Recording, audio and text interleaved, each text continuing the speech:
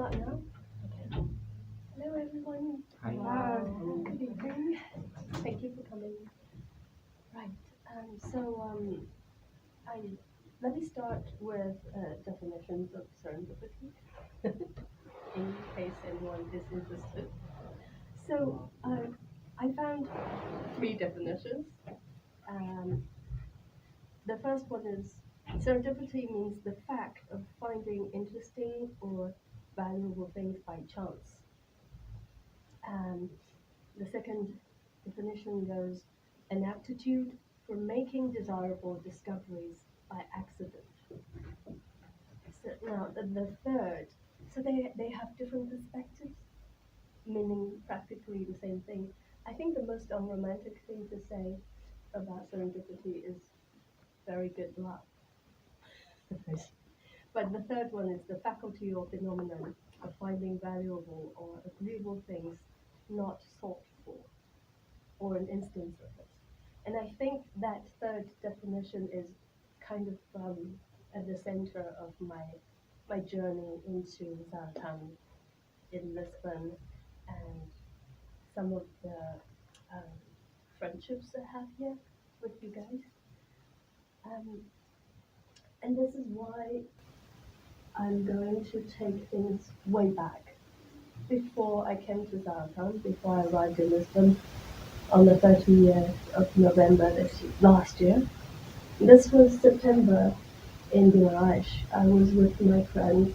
The one on the left has her works selected in the International Exhibition of Contextile 2022.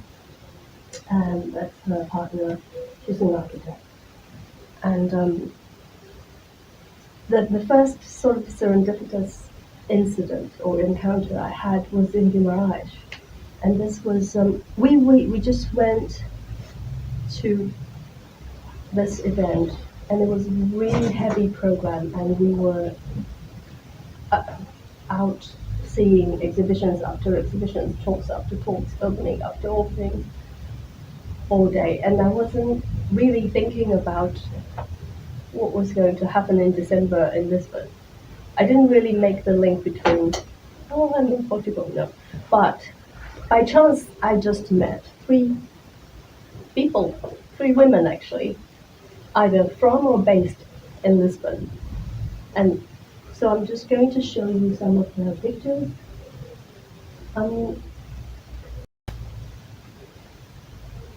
Yeah, so these are all the artists. They have residencies, some of the works. We can come back if you're interested in any of the slides, but I just want to quickly run through. So there was invited country, this is Norway, invited artist, Ibrahim, oh God. The annoying autocorrection changed his name. I'm sorry, Ibrahim Muhammad. And there was also the collaborations between artists with education, like with schools, with universities, and they have more than one venues, but this is just one. So for you to see, there's this is the satellite show of that Contextile 2022 is the Peninsula and very famous Spanish and Portuguese artists' works. And this is Carla Ribera. So they were side by side at the opening, and that day I was already very tired. It was because it was 10 to 10, 10 in the morning to 10 in the afternoon, 10 in the evening. But these works were really amazing, and I walked in and I saw Carla's works, and I was like, it's so beautiful. And when we arrived, there was nobody here, and so I was able to take these pictures. And then, Carla, by the way, Rubello is from Lisbon, and she works and is based in Lisbon. She's currently working on a new exhibition coming up. She has a few artist books collected by the Gulbenkian Cultural Center. So it's really different. And these are the international exhibitions. So this is the main exhibition. Um, and Andrea is based in Lisbon as well. Along with Andrea, I met Claudia. So I met these three people who were based in Lisbon, and I was like, this is so cool. I'm going to Lisbon in December. And then, of course, when I arrived in Lisbon, I got in touch with them, and I happened to see Andrea's exhibition. She did a really nice solo exhibition in her home, so it's very intimate. She did the text herself, and it was very nicely done. And you had to ring the bell. You had to sort of, and the opening hours were odd, something like 6 to 8. 3 days a week or something like, but it's really, really nice. And so yeah. And then goodbye, Garage. I went to Spain and then to London. And then in London, I was just taking a break because the previous 4 weeks was too intense. It was a lot of learning. For me, I didn't go to network. I went to learn. So when we were looking at exhibitions, I was reading everything. There was a lot of learning and there was a processing. So I got to London and I was like, I'm not going to do anything for a week. And when I finally recouped, I decided to search on the internet to see what exhibitions I could see, and there goes Sheila Hicks. Unfortunately, by the time I found out about this show, it was closing soon, like in 3 days. And it takes a long time for me to go from London to Wakefield. And this, so I really had to make a very quick choice whether I was going to invest everything, like time, money. I had to basically, to see the show, I had to pay for B&B in a remote place because I couldn't find an affordable hotel in Wakefield. It was so untouristic that you have only a few options, and they were all out of my budget. So I finally found a bed and breakfast place, like 30 minutes by bus off in a different city. No, not a city, like a small town-ish kind of thing. And I had one day, the last day. So the 25th of September, I was here. And this was one of my dream shows. I really wanted to see it. I really wanted to see Sheila Hicks. And this is retrospective. This woman is 83, and this is her life's work.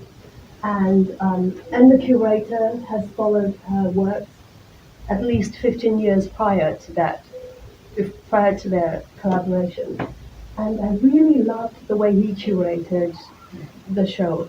So I was in there, totally transported into a different world, wasn't paying attention to anyone. There I met another woman from Lisbon because I was carrying, I should have brought my tote bag to show you. I had a tote bag from the Contextile shows in Garage. So I was carrying that with my notebook and everything, and I was like, literally reading everything.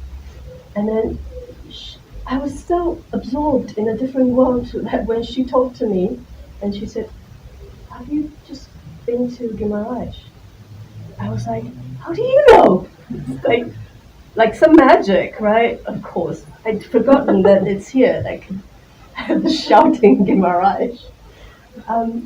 But this is very important because this woman I met, she had arrived from Liverpool to Wakefield sometime in the afternoon, like 3. She really didn't have much time to see the show. And But she asked me about the show, the exhibitions in Garage, and I wanted to tell her everything. So I was like, "Give me your email." And then I wrote, because I don't want to talk to you right now because you don't have time. You have to go see this. And I was really excited. I wasn't sure whether she was scared because we had talked for maybe like 15 seconds. And I was like, "Give me your email." And so she did. She gave me her email, and we just went on to see the show. I stayed there until closing time. Literally, I wanted to get a chair and sit in front of this rug, and just sit there and stare. I loved it so much. And then I went back to London and I wrote her this long email telling her everything about the shows in Garage. And then of course she never replied for weeks, and I was like, okay, I really scared her. But no, she was busy. She was in Lisbon. She was setting up a show of her own. She's a curator, and she's the key to almost maybe half of the artists I've spoken to in Lisbon in this project, linked with my Zaratan project. So that's my experience of serendipity. This is totally finding valuable, agreeable things not sought for. And I hope that I can develop it into an aptitude for this making desirable discoveries by chance. Anyway, so there's more Sheila Hicks. And now that I've shared some of my serendipitous experiences with you, let's talk about what I came here to do. So this is my original, proposal to Zaratan. And the highlights are the things that I think I can try to answer or talk about now here after 2 months of work. So I had said I was going to ask people here to put aside some money for the services I offer, and think about having that in the long term. So at that time I was thinking more in terms of a subscription kind of thing. So you subscribe to administrative services or management services, and then you can. I don't know what I'm thinking. I don't know why I thought it was viable. I came here, and of course, working with artists are such strange people, aren't they? I mean, it's hard to work like that. So when I came here, things quickly turned into very specifically like personalized one-on-one conversations, and I started talking to people, having really long and rather as deep as you can go at first encounters, conversations with artists working in Lisbon. And with the help of Gemma and Jose, the thing that I thought I was going to do, to ask them to just think about putting this money aside. It's not going to work. With them, you need to you need to get material things, so that they feel it.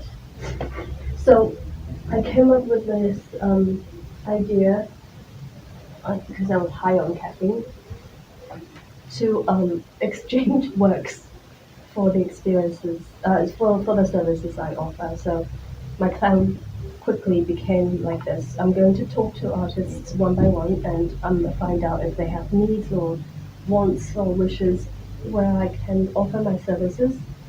And this is very, very specific to everyone, and it's different. So I need to it's very, very much like a matchmaking, if you,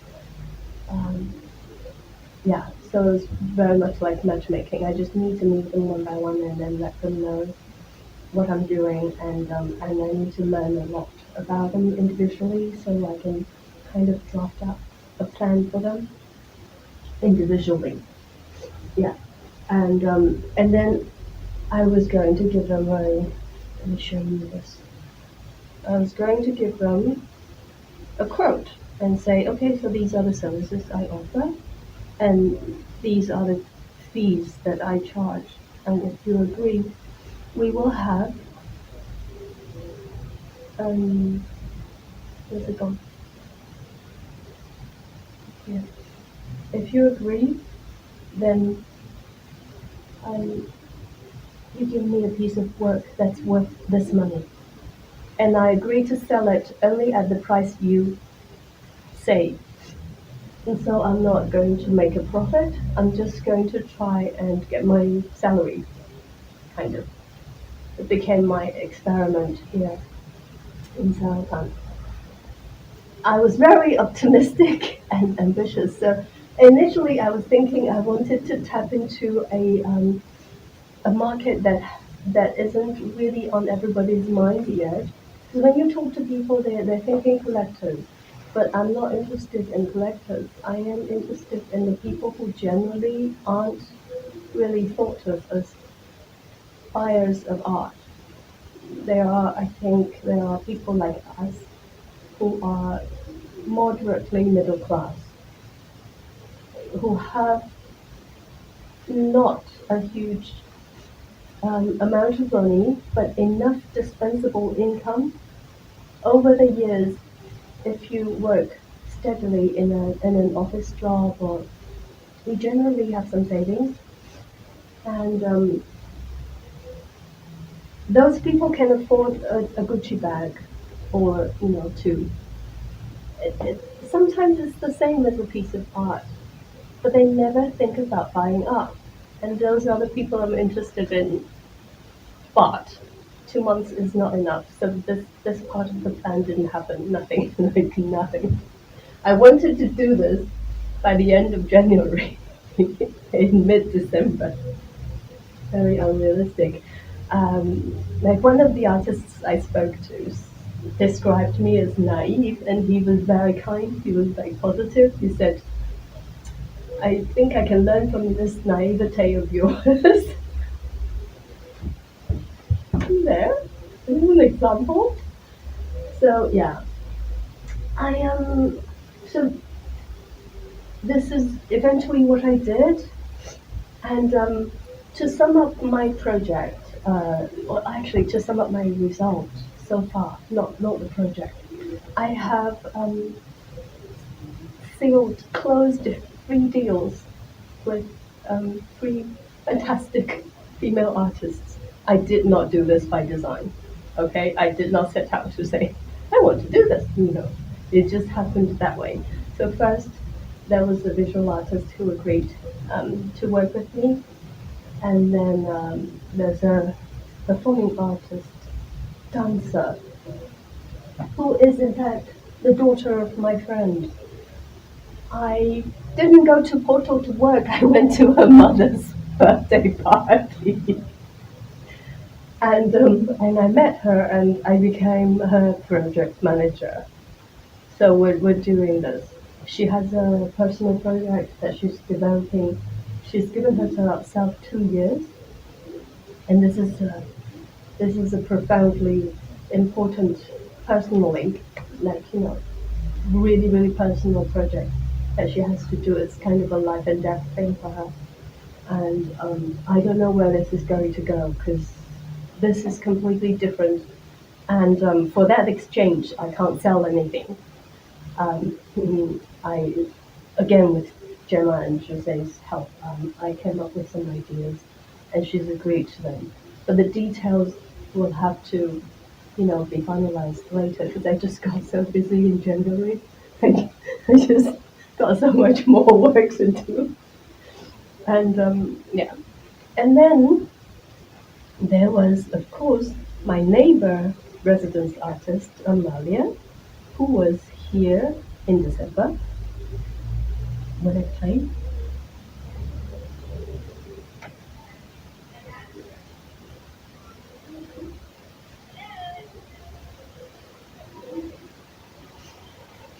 This was 5th of January, this was opening. I was in a rush. I was here maybe 15 minutes and then I was gone. But we'd sort of, work together, kind of. Not really, but she would come in every day and would say hello. And we were there like providing, and we're both very calm. Like Katerina too. The way we greet each other in this room is like in the morning. So Amalia, I think she was probably too busy when she was here because she didn't talk to me about working with me at all. She only contacted me and said, "Let's work together, and you can be my dealer and agent, and try to sell my works, and then I'll give you 10%." Like an afterthought. And I was like, "Really? Sure." I was really honored. And then I think she's just really kind. She's trying to help me. And so there you go. That's where I am. I have a lot of work beyond my residency in Zaratan to do. And with this visual artist in Lisbon, we're also behind schedule. I didn't realize how much work I was going to do outside of our deal, and so I couldn't really deliver by that date. See that date? 10th of January, 20th. Deliveries 23rd. No, it's not going to happen. It's going to happen in February. I will do it when I'm in London because I've got nothing planned in London except taking care of a 10-year-old boy. So, yeah. Alongside my work, I of course went to see all sorts of exhibitions. And another serendipitous encounter and discovery is this one. This is one of my favorite shows that I've seen in Lisbon. And it's because the artist studio was upstairs and she'd forgotten. It was terrible time to me because of before Christmas, I think, when everyone was so busy with all kinds of things and distracted. But I got there and there was no, there was just one doorbell and a safe platform revolver, so I pressed it, and the people there let me in, and I just got it. And there I met another woman whose background is architecture, but she writes for arts now, and she's also doing her artistic project. And we had a really, really good talk, like 3 hours. We talked about Oscar Wilde, Walter Benjamin, the aura of art and artists, stuff like that. It's just really amazing connection, and highly emotionally charged. And I just bumped into it. Again, it's a woman. I did not plan for this. This is January. It's outside of Lisbon.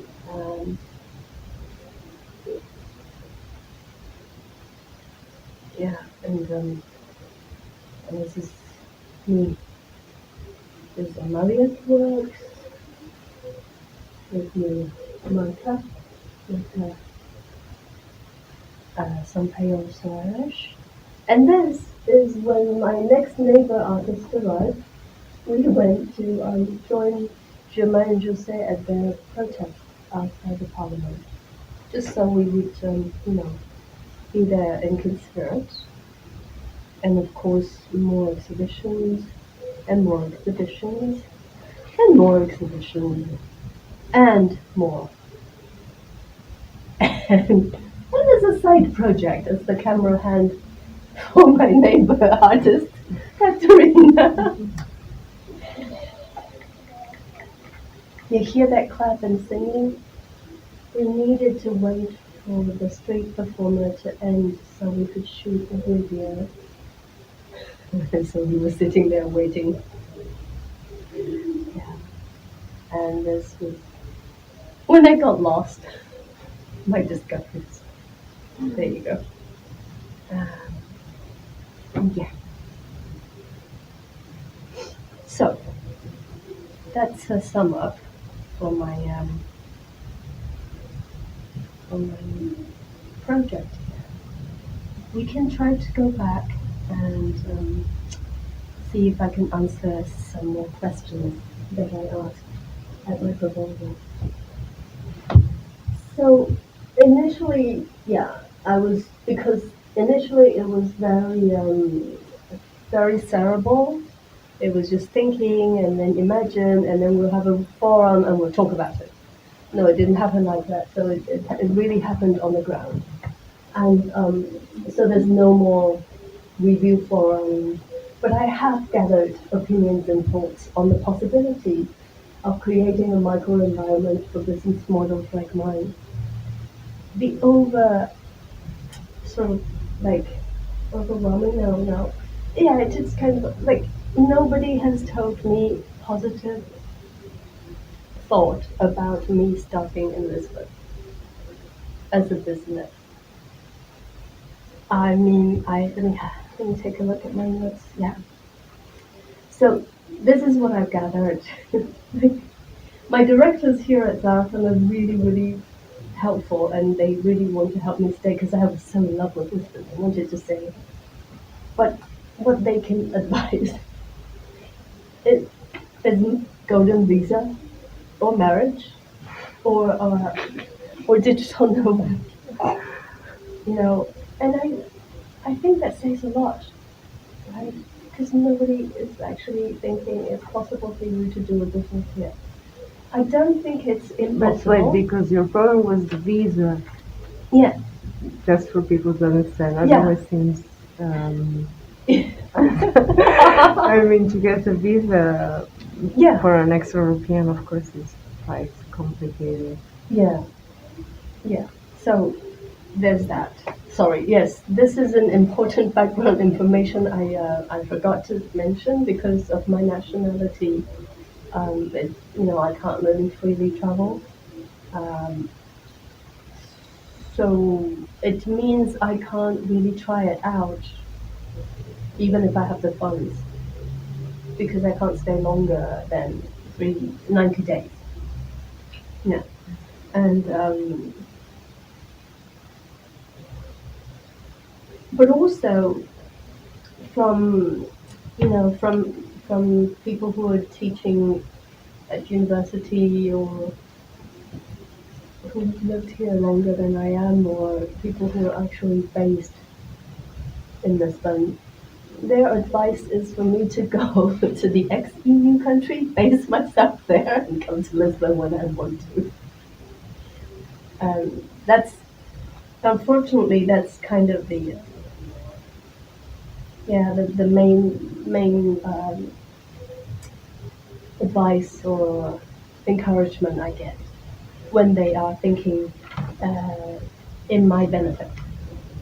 When I talk to people about what I want to do, if they're thinking about the artist's benefit, they usually are positive. They think that the services I'm offering are kind of useful, and that they do agree that some people will need it. Because generally artists do not like to write or talk about their art very much, or talk about money. Just it's not.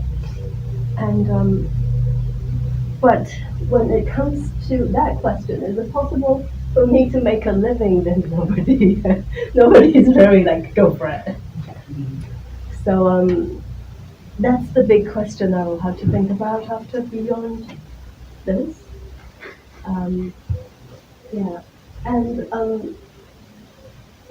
But how may arts and culture benefit from small business like mine? So my thought, and I cannot say this is an opinion because I don't know enough about Portuguese economy. So there's a lot of ignorance here. But I don't feel that it's a very friendly place for small businesses. No, it's not. Okay, thank you. So I cannot say it's an opinion because I don't know. But where I come from in Taiwan, it's a lot easier, and it's not just because of my nationality being Taiwanese. it's an environment that really encourages small things, and so that's how I felt about it. Um, so so that kind of upside down, really. The questions upside down. Maybe just a thought now that you mention how it is in Taiwan and Asian countries. Maybe the business should be based like a street street business, like a street vendor, like very approachable. Because what you mentioned about like small businesses and things that are possible to pop up, like in Taiwan, I know exactly what you mean, and for me that was also like a question, like why is it not possible in Europe? And it is a good question, and I wonder what is the change, or a kind of like because there is not such a thing, or of an encouragement for any kind of small business, or any kind of like people who are doing like very rather specific things. So that's why what I think street street street style business table, just people coming up to you and just sitting next to you. Or but it's just You mean like a food truck, but an art exactly service truck. like this is what an office truck. Yes, not bad. You can go and park in front of museum, an art studio. Exactly. Yeah. You have a partner for your business. She drives the truck. I don't have a license. If it's a bicycle, but it's a bicycle. I have a license. I don't have the nationality. Yeah. That's the thing. Yeah. So these are the things that us as individuals, aspiring and ambitious or desiring individuals will have to work out how we manage.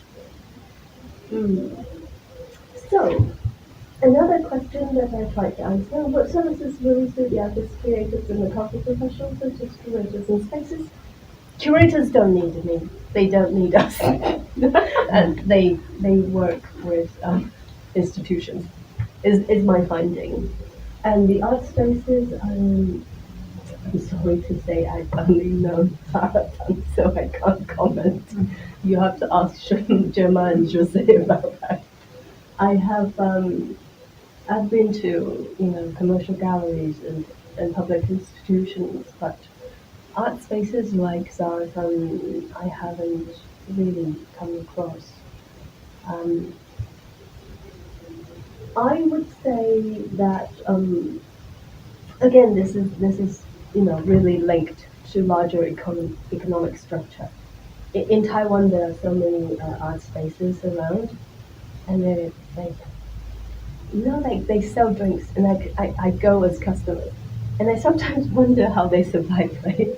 Because you look at the number of customers and the price of their drinks, and you do your math, and you're like, are they all like what?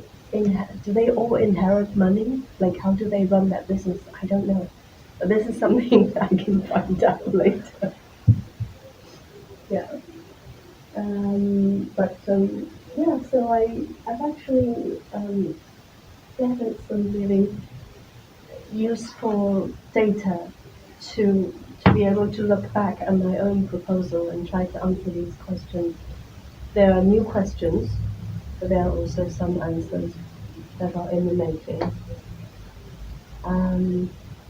Yeah. So let me just have a quick look at my notes and see if I've missed it. I've covered everything else on this. No, I think, yeah. The last question is it possible to work remotely, and what are the advantages and limitations? We'll find out. Me and Marta will find out. And Amalia and Oriana, and I'll come back to report to you if you're interested. Yeah. My approach to artists though is really not.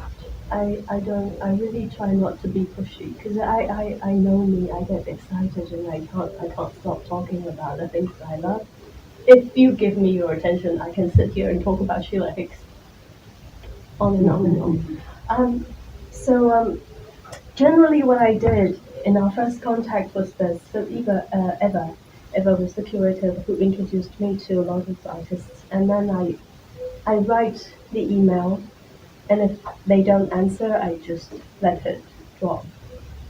So I have been super lucky, like, you know, it's and I'm very, very grateful for everything that has taken place in Lisbon, because the kindness and the openness of everyone I've met here was not was really, you know, just huge, basically just huge. Yeah. I think that's it, really. It's if if you're interested in any of the slides, or you're curious, or please shoot questions. I wanted to ask you, because you talked with Alexia, Yes. and this group of artists anonymous, and I wonder because to me it seems like this is a group of people that would be benefiting from your business. Absolutely. Business. So how was the conversation there? How did it go? And she was in Greece the whole time I was working. So when she came back, it was more like they just had a meeting yesterday, and so I missed it. Oh yeah. Yeah. Yeah. So it's the timing. I didn't stay here long enough, and this goes back to my visa and nationality problem. Again, like Gemma said. Because if you're curious, we can arrange a meeting with the ladies who organize these places, and they always work in this principle to gather all the, especially international people also. So I think it would be really curious for you to talk to these ladies too. Yeah, and it would be wonderful. It would have been wonderful if it happened in December, in the first week. And not the last. 6 times for serendipity. It takes time. Yeah. First you have to know what to wish for, exactly. and then you have to really close your eyes. Touche. Yeah, and yeah. So, but I for some reason have like a lot of hope. Not even hope. Like it's like more than hope. It's like conviction. Yeah, it's kind of bad. Like that looks like it's doable, totally. Yeah. And I know a lot of people that would, I think, benefit from what you're offering. Thank you. Yeah, I've had challenges that were interesting as well. And what are the challenges? Just, people I talk to, and they're like, I tell them what I wanted to do, and they're like, but who's going to give you the opportunity? And I was like, I don't know. But I really didn't know. But look at how many people have spoken to me.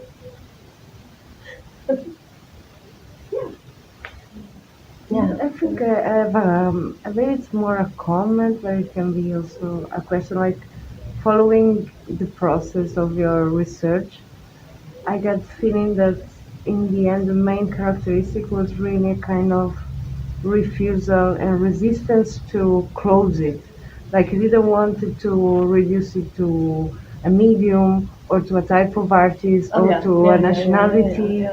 Yeah, I really and I didn't think want to. that's very special but it also required a lot of effort from you in order to adjust to a performer, to a visual artist, to a curator, because the conversation became very complex. Yeah. I wonder if after 2 months of discussion and learning, you would now go towards a more of a niche or a target, or if you feel it's really you and it's about the way you want to operate. That's a really good question. I haven't really thought about it. I think even if I try to close it, it's going to burst open. Like, it's you. I think it's just me, honestly, because you know what happened today? Like, so I'm working with Ariana, and my friend in Macau has a new production coming up, and they're doing a dance theater film festival kind of thing. They're really, I'm, and they have a promotion kind of activity that is kind of asking everyone to download an app and then make a video of a dance for 1 minute in 48 hours. So you need to download the app and then wait for the day they announce the theme and then do the video in 48 hours and enter the competition. And I sent it to Orana. Like, why? She's like, why do I do that? I don't know. I just have like, I just get passionate and enthusiastic. So I think I can try to close it. But I think I'll always kind of accidentally bump into something else out of that. So I'll draw a structure, a box, and then there'll be holes in it because I'll always bump into it, and there'll be a break here. And I think that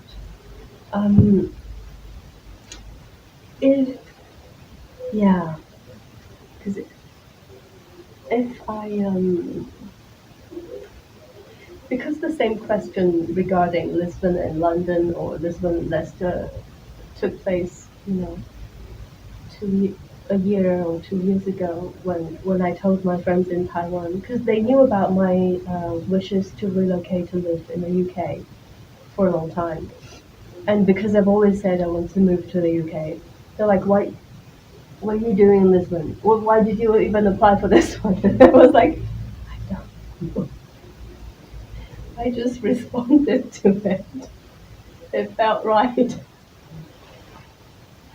So I think I've not really thought about your question, but my guess is it's likely to happen like that. I'll be saying I want to do this for a long time, and then next time you ask me, but Baiyi, didn't you say you were going to focus on visual arts? And I'm like, yeah, but this is so interesting.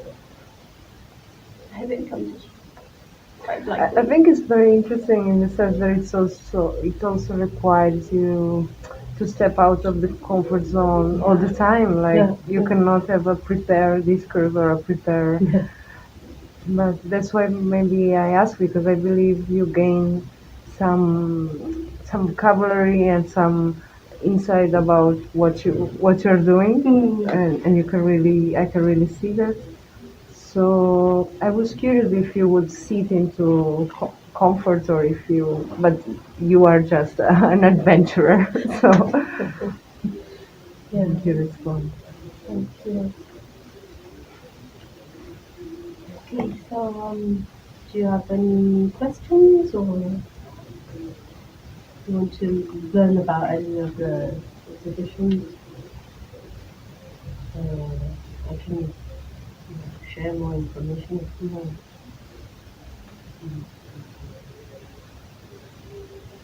Oh, I forgot to show you the pictures. Sorry.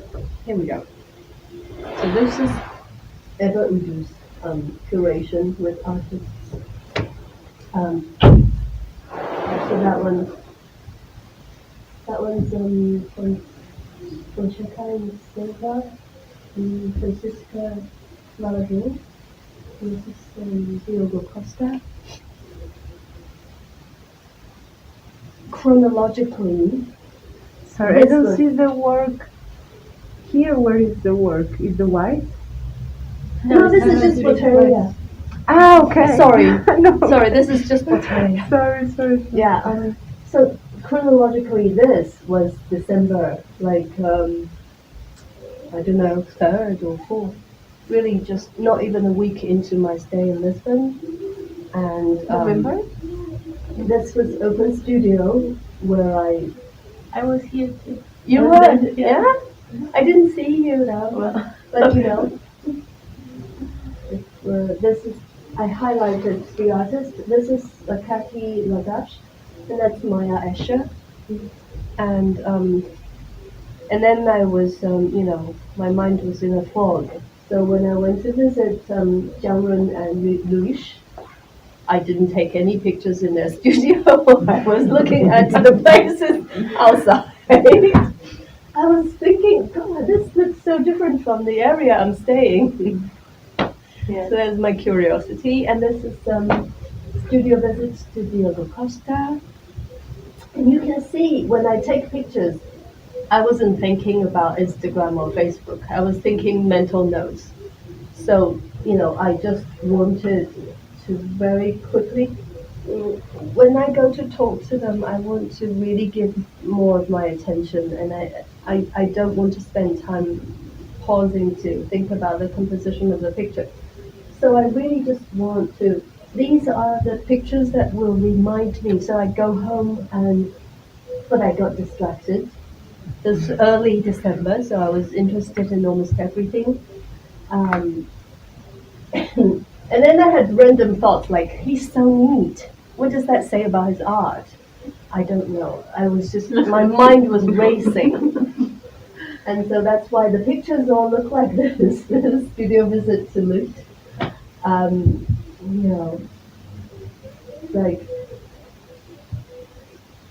if I wanted to get, and then I was infinitely curious about everything in this one, so there's that, and that, and that.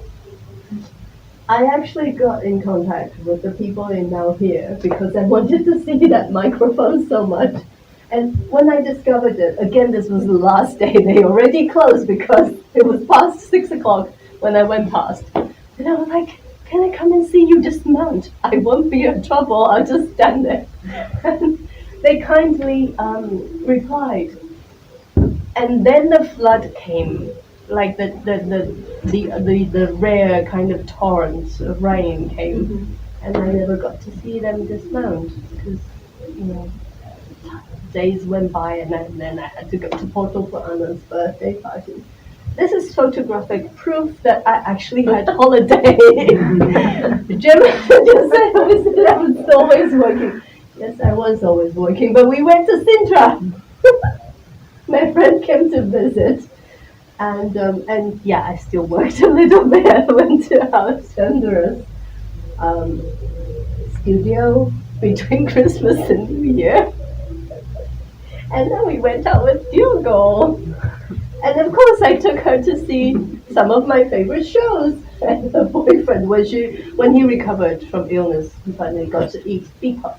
Mm-hmm. Yeah. So, is that. So yeah, that's it. Thank you very much. Thank you. Thank you.